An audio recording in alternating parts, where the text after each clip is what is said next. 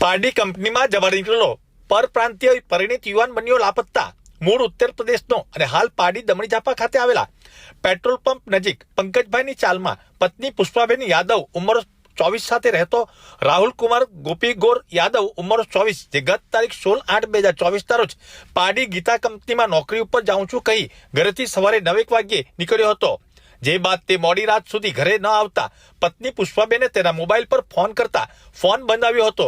બીજા દિવસે કંપનીમાં તપાસ કરતા કંપનીમાં રાહુલ કુમાર ન આવ્યો હોવાનું બહાર આવ્યું હતું, જેથી પત્નીએ આજુબાજુ વિસ્તારમાં પતિની શોધખોળ કરી હતી। જે બાદ પારડી પોલીસ મથકે તારીખ 30/8/2024 રોજ બપોરે 2:30-1 વાગ્યે આવી ફરિયાદ નોંધાવી હતી, જે આધારે પારડી પોલીસે રાહુલની શોધખોળ હાથ ધરી છે।